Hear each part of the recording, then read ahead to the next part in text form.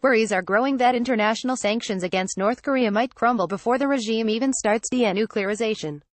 U.S. President Donald Trump was not helping last Friday, when he said after receiving a letter from North Korean leader Kim Jong-un, "I don't even want to use the term maximum pressure anymore because I don't want to use that term because we're getting along." There are fears that his remarks could send the wrong signal.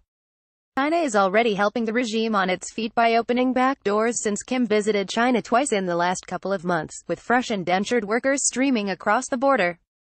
North Korea's open-air market prices are stabilizing as daily necessities arrive from China, Radio Free Asia reported on Sunday. A senior official with the North Hamgyong Provincial Trade Bureau openly said in a meeting that China is the only country the North can trust, a source in North Hamgyong Province told RFA. The official quoted Chinese President Xi Jinping's promise to Kim to give the regime his full support, the source added. President Donald Trump talks with Kim Yong-chul, former North Korean military intelligence chief and one of leader Kim Jong-un's closest aides, as they walk from their meeting at the White House in Washington on Friday. AP Yonhap Russia also seems ready to jump on the bandwagon. Russian President Vladimir Putin sent a personal letter to Kim Jong-un through Foreign Minister Sergei Lavrov, who visited Pyongyang last week, stressing future economic cooperation and inviting him to visit. In a telephone conversation 2 days after the Inter-Korean summit on April 27, Putin told President Moon Jae-in, "The result of the Inter-Korean summit needs to lead to three-way cooperative projects of South and North Korea and Russia. If Russia's railway, gas and electricity are connected to Siberia via the Korean peninsula, they will help bring peace and stability on the peninsula." Seoul is also itching to resume economic cooperation with Pyongyang, planning cross-border talks soon to discuss connecting and modernizing railways and roads between the two sides on the east and west coasts.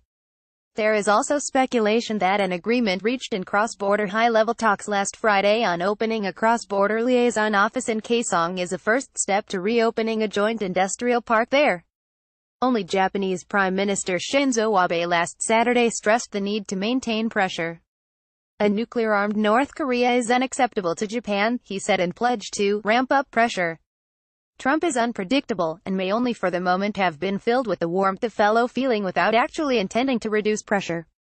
Larry Kudlow, the director of the White House National Economic Council, on Sunday tried to dispel fears, saying, "I think the sanctions that are in place are very tough, very strong.